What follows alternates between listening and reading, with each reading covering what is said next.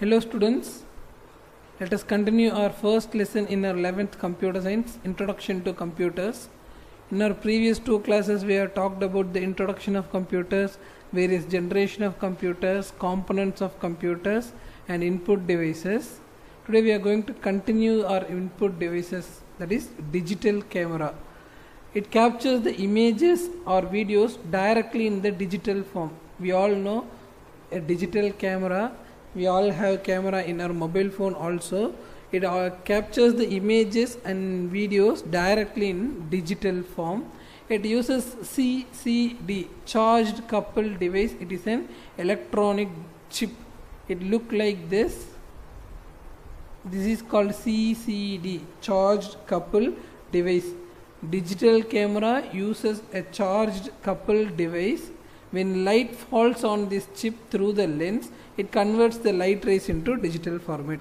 ஒரு light rays lens வழியா வந்து இந்த chip குள்ள படும்போது light rays digital form convert ஆயிடுது. When light falls on the chip through the lens, it converts the light rays into digital format. That is digital camera. A photo of digital camera. Next we are going to see touch screen. Touch screen is an input device.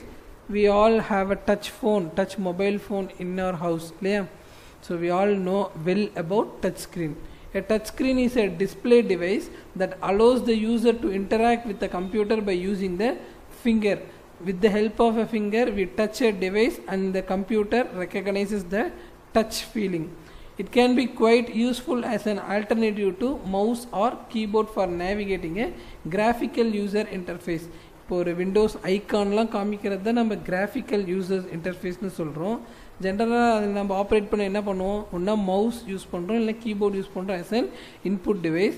Instead of mouse or keyboard, we can use touch screen in a graphical user interface. Touch screens are used on a wide variety of devices such as computers, laptops, monitors, smartphones, tablets, cash registers. Cash ரெஜிஸ்டர்ஸ்னால் நீங்கள் பார்த்துருப்பீங்க, பேங்க்குக்கு முன்னாடி மணி கலெக்டர்லாம் பார்த்துருப்பீங்க, ATM machines அந்த மாதிரி இருக்கலாம். And information kiosk, அது என்னது, what is information kiosk in the sense, நிறைய இடத்துல நீங்கள் பார்த்துருப்பீங்க இந்த மாதிரி ஒரு ஸ்டாண்டிங் இது வச்சு அதுக்குள்ளே நிறைய ஏதாச்சும் இன்ஃபர்மேஷன் டிஸ்பிளே பண்ணியிருப்பாங்க. மெயின்லி ரயில்வே ஸ்டேஷனில் பார்த்துருக்கலாம், டிக்கெட் அவைலபிலிட்டி பார்க்குறதுக்கு அந்த மாதிரி பார்க்கறதுக்குலாம் ரயில்வே ஸ்டேஷன் இந்த மாதிரி போர்ட்ஸ் நம்ம பார்த்துருக்கலாம். This is called as information kiosk. இதுலேயே டச் ஸ்க்ரீன் யூஸ் பண்ணுறாங்க. Some touch screens use a grid of infrared beams to sense the presence of a finger instead of utilizing touch sensitive input. Touch பண்ணுற ஃபீலிங்கை விட என்ன use பண்ணுறாங்கன்னா infrared light beams use பண்ணுறாங்க. they are passing infrared light beams. நம்ம அதை touch பண்ணும் போது அந்த லைட் ரே என்னாகும், டிஸ்டர்ப் ஆகும். அதை வச்சு என்ன இன்புட் அப்படிங்கிறத எடுத்துக்குது. Next one is gear. Gear is also an input device. it is not a very familiar one. நான் கூட என்ன அதை நேரில் பார்த்தது கிடையாது. Gear is a device for signaling by hand by way of pressing one or more switches. So எப்படி இருக்கும் gear, இந்த மாதிரி இருக்கும், கையில் வச்சுக்கலாம், நிறைய ஸ்விட்சஸ் இருக்கும். by pressing the switches we can give input to a computer. Modern keyers have a large number of switches but not as many as a full size keyboard. So இப்போ மாடர்னாக ரிலீஸ் ஆகிருக்கிற கீயர்ஸ்லாம் நிறைய keys இருக்குது, but கீபோர்டில் இருக்கிற அளவுக்கு அதிகமான keys அதில் இருக்காது.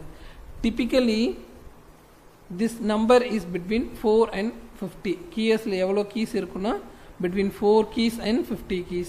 A keyer differs from a keyboard which has no board.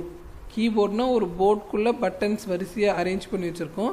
But கீயர்ஸ் எப்படி இருக்காது, ஒரு போர்டெல்லாம் இருக்காது, பட்டன்ஸ்லாம் கிளஸ்டராக இருக்கும். வாட் இஸ் அ கிளஸ்டர், குரூப்பாக இருக்கும்.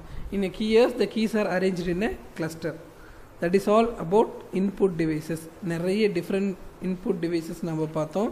Keyboard, mouse, scanner, finger print scanner, trackball, retinal scanner, light pen, optical character reader, barcode QR reader, voice input system, digital camera, touch screen and keyer. These are all input devices.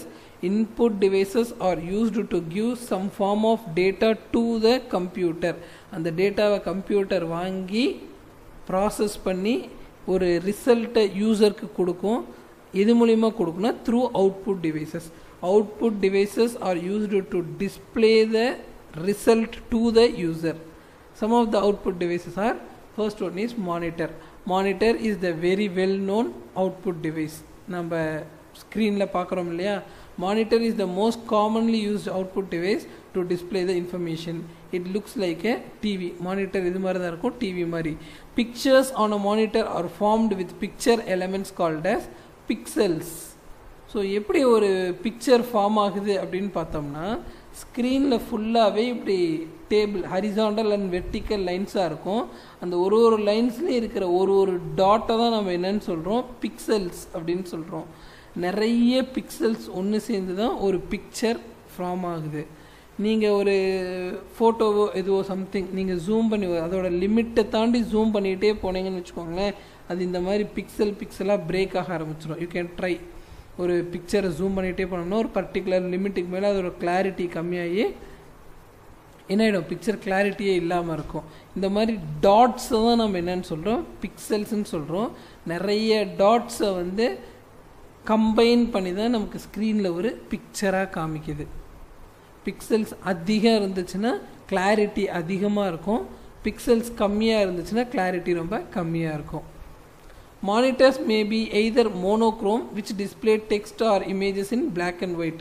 Color monitor இல்லாமல் black and white monitor இருந்துச்சுன்னா we call this monitor as a monochrome monitor, or it can be a color monitor which displays the result in multiple colors. Black and whiteல தெரிஞ்சிச்சுன்னா that is a monochrome monitor. Color monitor it displays the result in different colors. There are many types of monitor such as CRT, cathode ray tube.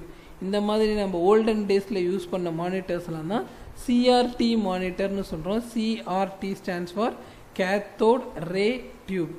And nowadays we are started using LCD and LED monitor. LCD is liquid crystal display and LED is light emitting diodes. Two type of monitor use பண்ண ஆரம்பிச்சிட்டோம் nowadays.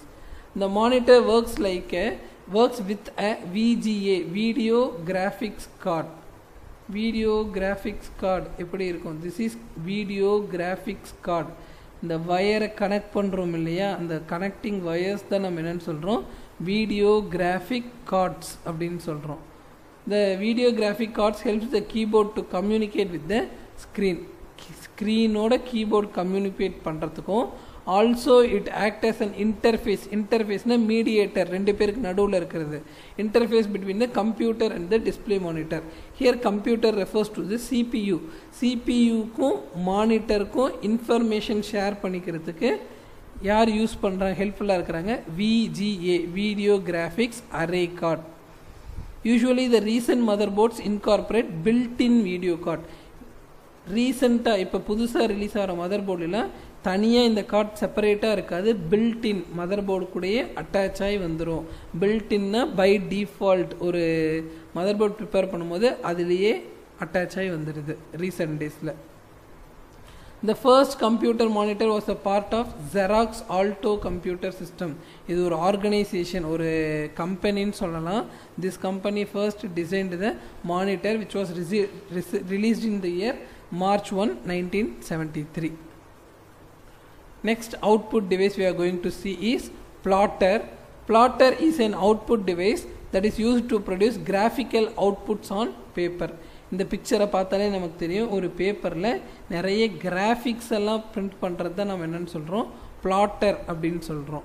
So இதுக்கும் பிரிண்டருக்கும் என்ன difference அப்படின்னா, printer வந்து ஒரு image தான் print பண்ணும், graphics ஃபார்மேட்டை print பண்ணாது. ஃபார்மேட் இந்த சென்ஸ் என்ன சொல்லலாம், இப்போ ஒரு நம்ம சாங் ஸ்டோர் பண்ணோம்னா அது .mp3 அப்படின்னு ஸ்டோர் ஆகுது. ஒரு பிக்சரை சேவ் பண்ணோம்னா .jpg அப்படின்னு ஸ்டோர் ஆகுது. லைக்வைஸ் அதை தான் நம்ம ஃபார்மேட்னு சொல்கிறோம். பிக்சர் ஃபார்மேட்டில் இருக்கிறதெல்லாம் நம்ம என்ன பண்ணலாம், பிரிண்டரில் பிரிண்ட் பண்ணலாம். வேறு கிராஃபிக்கல் ஃபார்மேட்டில் இருக்கிறதெல்லாம் எதை யூஸ் பண்ணி தான் பண்ண முடியும், பிளாட்டர் யூஸ் பண்ணி தான் பிரிண்ட் பண்ண முடியும். Plotter is an output device that is produced to produce graphical outputs on paper. It uses single color or multicolor to draw pictures. Next one is printers. Already I said printers are used to print the images on papers. Printers are used to print the information on paper. Printers are classified into two main categories. One is impact printer and non-impact printer. There are two types of printer. One is impact printer, another one is non-impact printer.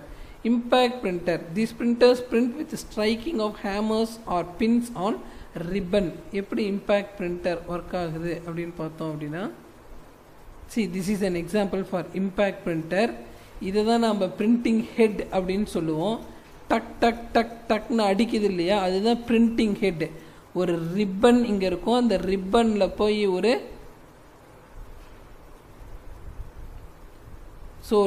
Ribbon black ribbon இருக்கும், அந்த ribbon மேலே அந்த letter போய் அடிக்கும் போது அந்த letter எங்கே print ஆகுது, பேப்பர்ஸில் பிரிண்ட் ஆகுது. These printers print with the striking of hammers or pins on ribbon. These printers can print on multi-part by using mechanical pressure. நம்ம ஒரு ஷீட் வைக்காமல் 2-3 ஷீட் நடுவில் கார்பன் ஷீட் வச்சு 2-3 ஷீட் வச்சோம்னா நம்ம வைக்கிற 3 ஷீட்லேயுமே என்ன ஆகும், நம்ம பிரிண்ட் பண்ணுறது பிரிண்ட் ஆகும். It is more or less equal to type writing machine. Type writing machine பார்த்துருப்பீங்க, ஒரு லெட்டர் அடிக்க அது டக் டக்குன்னு போய் பேப்பரில் அடிக்கும். அது பேப்பரில் அடிக்கும் போது ப்ரெஷர் அதில் விழுது. கார்பன் ஷீட்ஸ் வச்சுருந்தோம்னா மல்டிபிள் ஷீட்ஸில் நம்ம டைப் பண்ணுறது கிடைக்கும். These printers can print on multi-part by using mechanical pressure. For example, இந்த impact printers example எது சொல்லலாம், dot matrix printer and line matrix printers are impact printers. A dot matrix printer that prints using a fixed number of pins or wires. Particular number of pins or wires இருக்கும். Each dot is produced by a tiny metal rod also called as wire or pin. ஒரு ராடை நம்ம என்னன்னு சொல்கிறோம், ஒரு wire or pin அப்படின்னு சொல்கிறோம். which works by the power of tiny electromagnet or solenoid. இந்த ஒரு லெட்டராக போய் டக் டக்னு அடிக்குது இல்லையா, that works with the help of an electromagnet either directly or through a small set of levers. ஒரு ஸ்டிக் மூலியமாக அந்த letter அடிச்சிச்சுன்னா that stick is called as a lever அப்படின்னு சொல்கிறோம். It generally prints one line at a time. இந்த dot matrix printer என்ன பண்ணும், ஒரு லைனை தான் ஒரு டைமில் பிரிண்ட் பண்ண முடியும். The printing speed of these printers varies from 30 to 1550 characters per second. ஒரு செகண்டுக்கு இது எவ்வளோ பிரிண்ட் பண்ணும், 30 characters to 1550 characters per second. This is the speed of dot matrix printer. This is an example for dot matrix printer. நம்ம இந்த bike service station அந்த மாதிரி போனோம்னா பார்த்துருக்கலாம்னு நினைக்கிறேன். ஒரு பெரிய பிரிண்டர் இருக்கும், பிரிண்ட் கொடுத்தோம்னா டக் டக் டக் டக்குன்னு பிரிண்ட் ஆகி வரும், சத்தம் கேட்கும் நமக்கு வெளியே. Next one is line matrix printer. It uses a fixed print head for printing. So how it works அப்படிங்கிறத பார்ப்போம்.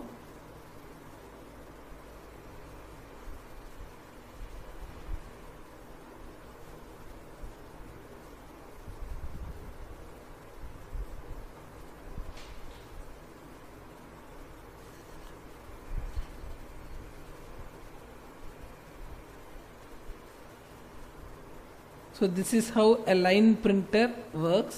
Line matrix printers uses a fixed print head for printing. Basically it prints a page wide line of dots, but it builds up a line of text by printing line of dots.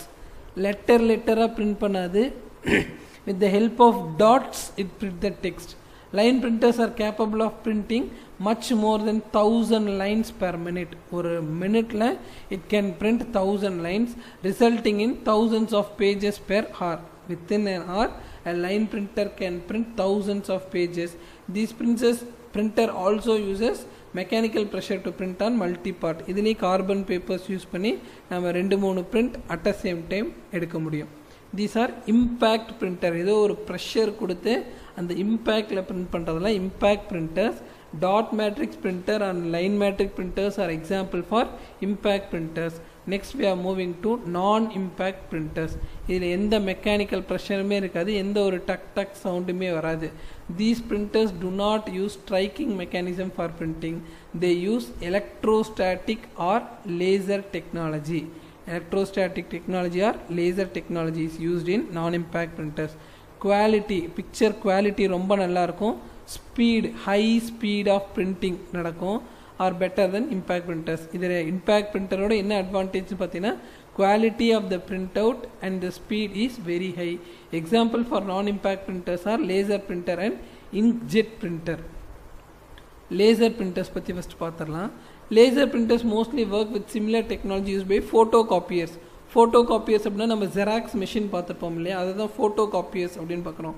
நார்மலாக xerox மிஷினில் போய் ஒரு xerox எடுத்தோம்னா ஒரு கலர்ஃபுல்லான light இந்த கார்னர்லேருந்து அந்த corner வரைக்கும் மூவ் ஆகும் இல்லையா, லைக்வைஸ் லேசர் பிரிண்டரும் ஒர்க் ஆகும்.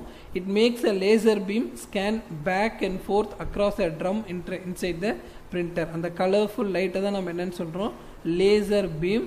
It scan back and forth, பின்னாடி முன்னாடி போய் இருக்கிறதெல்லாம் ஸ்கேன் பண்ணி வச்சுக்குவோம். It can produce very good quality of graphical images. Quality of the picture ரொம்ப ரொம்ப சூப்பராக இருக்கும். One of the chief characteristics of laser printer is Dhar resolution. Resolution அப்படின்னு என்னென்னு சொல்கிறோம்னா, ஹை ரெசல்யூஷனாக இருந்துச்சுன்னா பிக்சர் குவாலிட்டி ரொம்ப சூப்பராக இருக்குன்னு அர்த்தம். லோ ரெசல்யூஷனாக இருந்துச்சுன்னா பிக்சர் குவாலிட்டி கம்மியாக இருக்கும் அப்படின்னு அர்த்தம். Resolution denotes the quality of the picture. That is, how many dots per inch. ஒரு இன்ச்சுக்குள்ளே எவ்வளோ டாட்ஸ் இருக்கும். டாட்ஸ் அதிகமாக இருந்துச்சுன்னா, ஒரு இன்ச்சுக்குள்ளே அதிக டாட்ஸ் இருந்துச்சுன்னா கிளாரிட்டி இஸ் வெரி ஹை அப்படின்னு அர்த்தம். So the available resolution range is 1200 dots per inch. ஒரு இன்ச்சுக்குள்ளே இது 1200 டாட்ஸ் இருக்கும். So hence the quality of the image is very very super. Approximately it can print 100 pages per minute. ஒரு மினிட்குள்ளே it can print 100 pages. That is laser printer. Next one is inkjet printer. Inkjet printerலாம் நம்ம ஸ்கூலில் பார்த்துருப்போம். உங்களோட fees bill போடுற machine, நம்ம principal ரூமில் இருக்கிற machine, அது எல்லாமே இங்க்ஜெட் பிரிண்டர். ஒரு பிரிண்ட் ஹெட் இந்த கார்னர் அந்த கார்னர் மூவ் ஆகி இங்கை ஸ்ப்ரே பண்ணிகிட்டே வரும். such form of printer are called as inkjet printers. Inkjet printers use color cartridges which combined magenta, yellow, cyan inks to create color tints. 4 colors use பண்ணுவாங்க. black, magenta, yellow and cyan. இந்த 4 கலரை use பண்ணி தான் இந்த inkjet printer work ஆகும். see here 1 2 3 and 4 black, magenta, yellow and cyan. இந்த 4 கலரையும் வச்சு தான் எந்த கலர் நீ கேட்டினாலுமே கூட இந்த 4 கலரை மிக்ஸ் பண்ணி நம்ம எக்ஸ்பெக்ட் பண்ணுற கலர் இது ப்ரொடியூஸ் பண்ணிடும். A black cartridge is used for a monochrome output. Already நமக்கு தெரியும், பிளாக் அண்ட் ஒயிட்டில் இருந்துச்சுன்னா தட் இஸ் கால்ட் அஸ் மோனோக்ரோம்னு சொல்கிறோம். மோனோக்ரோம்க்கு ஒரு சிங்கிள் கலர் தான் யூஸ் பண்ணுறாங்க. Inkjet printers work by spraying ionised ink at a sheet of paper. ஒரு பேப்பரில் இங்கை ஸ்ப்ரே பண்ணி தான் பிரிண்ட் அவுட்டை ரெடி பண்ணுது. The speed of inkjet printers generally range from 1 to 20 page per minute. Laser printer is very faster. It can print up to 100 pages per minute. But inkjet printer எப்படி இருக்கு, it can print from 1 to 20 page per minute. The use of the technology of firing ink by heating it so that it explodes towards the paper in bubbles. இந்த கேட்ரிட்ஜில் இங்கே இருக்கிற ink என்ன பண்ணும், heat பண்ணி பேப்பரில் spray பண்ணும். So that we can get the output. Or by using இன்னொரு technology இருக்குது. That technology is called as piezo electricity, in which tiny electrical currents controlled by electronic circuits are used inside the printer to spread ink in a jet speed. நம்ம எந்த colour கொடுத்தோம்னாலும் ஒரு minimum டைமில் எல்லா கலரையும் mix பண்ணி நமக்கு தேவையான கலரை produce பண்ணுது இல்லையா. ஸோ அதுக்கு என்ன யூஸ் பண்ணுறாங்க, electric currents and electronic circuits use பண்ணுறாங்க. This technology is called as piezo electricity technology. An inkjet printer can spread millions of dot of ink at a paper every single second. ஒரு செகண்டுக்கும் அந்த பேப்பரில் it sprays millions of ink at a second. Next output device is a familiar one, that is speakers. Speakers produce voice output. ஒரு voice கேட்குறதுக்கு speakers use பண்ணுறோம். Using speakers along with the speech synthesis software. ஸ்பீச்சை recognise பண்ணுறதுக்கு இல்லை அது பேசுகிறதுக்கு, அதெல்லாம் வந்து speech synthesis software. The computer can provide voice outputs. இப்போ நம்ம நிறைய இடத்துல பார்த்துருப்போம், ஸ்பீக்கரில் வந்து பேசிகிட்டே போவாங்க, அது ஹியூமன் வாய்ஸாக இருக்காது. மோஸ்ட்லி இந்த எலெக்ஷன் டைம்லாம் பார்த்தோம்னா தெரியும், ஆட்டோமேட்டட் ரெக்கார்டட் டேப்ஸ் எல்லாம் இருக்குது இல்லையா, அந்த மாதிரி இருக்கிறதெல்லாம் வந்து சாஃப்ட்வேரில் பேச வைக்கிறது. ஸ்பீச் சிந்தசிஸ் சாஃப்ட்வேர் அப்படின்னா it can convert the text into வாய்ஸாக கூட எடுத்துக்கும், அதுவே பேசும். This has become very common in places like airlines, schools, banks and railway stations. Yeah, railway stations அடிக்கடி அனௌன்ஸ் பண்ணுவாங்க இல்லையா, பிளாட்ஃபார்ம் நம்பர் 2ல இந்த ட்ரெயின் இருக்குது அந்த ட்ரெயின் இருக்குன்னா, that is with the help of speech synthesis software. Speaker will give the voice output. Next and final one is multimedia projectors. ப்ரொஜெக்டர்ஸும் நம்ம ஸ்கூலில் நிறைய டைம் பார்த்துருப்போம். To produce the output in a big screen. Normal சின்ன ஸ்க்ரீனை விட பெரிய ஸ்க்ரீனில் நமக்கு அவுட்புட் பார்க்குறதுக்கு யூஸ் பண்ணுறது தான் multimedia projector. Multimedia projectors are used to produce computer output on a big screen. They are used to display presentation in meeting halls or in classrooms. ஒரு மீட்டிங் ஹால்லையோ கிளாஸ் ரூம்லேயோ ப்ரெசன்டேஷன், இந்த PPT சொல்லுவோம் இல்லையா, ஸ்லைடாக வருமே, அந்த ப்ரெசன்டேஷன்லாம் பண்ணுறதுக்கு this projector will be more useful to display the images on a big screen. அவ்வளோதான், output devices got over. The next topic is booting of a computer. booting அப்படின்னா எப்படி ஒரு கம்ப்யூட்டர் ஸ்டார்ட் ஆகுது அப்படிங்கிறது booting அப்படின்னு சொல்கிறோம். An operating system is the basic software that makes the computer to work. எப்படி நம்ம மொபைல் ஃபோனில் ஆண்ட்ராய்டு அப்படிங்கிற ஆப்ரேட்டிங் சிஸ்டம் இருக்குதோ, லைக்வைஸ் கம்ப்யூட்டருக்கும் ஆப்ரேட்டிங் சிஸ்டம்ஸ் இருக்கும். The most commonly used operating system is Windows. Computer on பண்ணோம்னா first work load ஆகிறது என்னவாக தான் இருக்கும், operating system. when a computer is switched on, there is no information in its RAM. RAM பற்றி நம்ம already பார்த்துருக்கோம். RAM is the primary storage and it is volatile அப்படின்னு பார்த்துருக்கோம். volatile in the sense when the power supply is switched off, all the memory will get erased. Power cut ஆச்சுன்னா அந்தக்குள்ளே ஸ்டோராக இருக்கிற memory எல்லாமே என்ன ஆகிடும், டெலீட் ஆகிடும். So ஒரு computer ஃப்ரெஷ்ஷாக ஆன் பண்ணும்போது அந்த ரேம்குள்ளே எந்த இன்ஃபர்மேஷனுமே இருக்காது. At the same time in ROM the pre written program called POST will be executed first. ரேமில் எந்த ஒரு இன்ஃபர்மேஷனுமே இருக்காது ஆன் பண்ண உடனே. This is called as ROM. இந்த சிப்க்கு பேர் தான் என்னன்னு சொல்கிறோம், ரோம்னு சொல்கிறோம். இதில் நிறைய ப்ரோக்ராம்ஸ் எல்லாம் இன்ஸ்டால் பண்ணி வச்சுருப்பாங்க. குட்டி குட்டி ப்ரோக்ராம்ஸை என்ன பண்ணியிருப்பாங்க, இந்த ரோம்குள்ளே லோட் பண்ணி வச்சுருப்பாங்க. ஒரு கம்ப்யூட்டர் ஆன் பண்ணோம்னா அந்த ரோம்குள்ளே இருக்கிற pre written program already written பண்ணி அதில் சேவ் பண்ணி வச்சுருக்கிற ப்ரோக்ராம் எல்லாம் தான் எக்ஸிக்யூட் ஆகும்.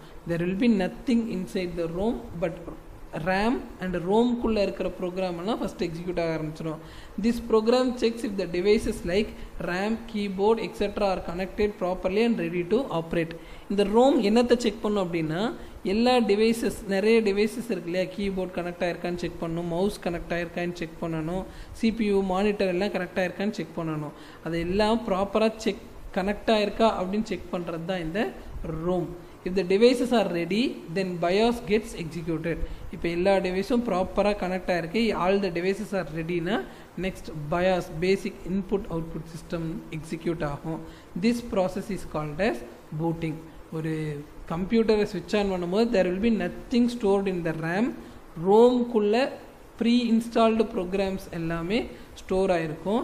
அது என்ன செக் பண்ணும், எல்லா காம்பனன்ட்ஸும் கரெக்டாக கனெக்ட் ஆகிருக்கா அப்படின்னு செக் பண்ணும். That is called as post power on self test. ஒரு பவர் ஆன் ஆன உடனே செல்ஃபாக எல்லாத்தையும் டெஸ்ட் பண்ணிக்கிறது தான் போஸ்ட். அது யார் பண்ணுற வேலை, ROM will do that work when the computer is switched on. So next if the devices are ready, அப்புறம் என்ன நடக்கும், BIOS basic input output system execute ஆகும். This process is called as booting process. பூட்டிங்னா ஒரு கம்ப்யூட்டரை ஸ்விட்ச் on பண்ணும்போது நடக்கிற process. Therefore, a program called bootstrap loader transfers the OS from the hard disk into main memory. So ஒரு computer ready ஆகிடுச்சு அப்படின்னா அடுத்தது என்ன நடக்கும், பூட்டிங் நடக்கும்போதுன்னா ஹார்ட் டிஸ்க், நம்ம சி டிரைவ் டி டிரைவில், சி டிரைவில் தான் maximum OS operating system store ஆகிருக்கும். அந்த ஆப்ரேட்டிங் சிஸ்டம் சாஃப்ட்வேரை கொண்டு போய் ரேம்குள்ளே ஸ்டோர் பண்ணும். This program is called as bootstrap loader that transfers the OS னா ஆப்ரேட்டிங் சிஸ்டம் சாஃப்ட்வேர் ப்ரோக்ராம் என்ன பண்ணும், ஹார்ட் டிஸ்கில் இருந்து மெயின் மெமரிக்குள்ளே லோட் ஆகிக்கும். Now the OS gets loaded and will get executed. So ஒரு கம்ப்யூட்டர் ஆன் பண்ணோம்னா ஒரு 2-3 minutes, ஒரு 5 minutes டைம் எடுத்துக்குது இல்லையா. இந்த 5 minutesல என்னென்ன ப்ராசஸ் நடக்கும் அப்படின்னா, ஃபஸ்ட்டு என்ன பண்ணும், ரோம் எல்லா டிவைஸஸும் கரெக்டாக இருக்கா, அட்டாச் ஆகிருக்கா அப்படின்னு செக் பண்ணும். This is called as power on self test அப்படின்னு சொல்கிறோம். நெக்ஸ்ட் பயாஸ் எக்ஸிக்யூட் ஆகும் அண்ட் தென் ஹார்ட் டிஸ்கில் இருக்கிற ஓஎஸ் ரேமில் போய் ஸ்டோர் ஆகும். இது எல்லாமே நடக்கிற ப்ராசஸ் தான் பூட்டிங் ப்ராசஸ் அப்படின்னு சொல்கிறோம். Booting is of two types. One is cold booting and another one is warm booting. What is cold booting? When the system starts from its initial stage, எல்லாத்தையும் ஒரு ஃபோனை ஸ்விட்ச் ஆஃப் பண்ணிவிட்டு திரும்ப on பண்ணோம்னா ஃபஸ்ட்லேருந்து லோட் ஆகும் இல்லையா, அது கோல்டு பூட்டிங்னு சொல்கிறோம்.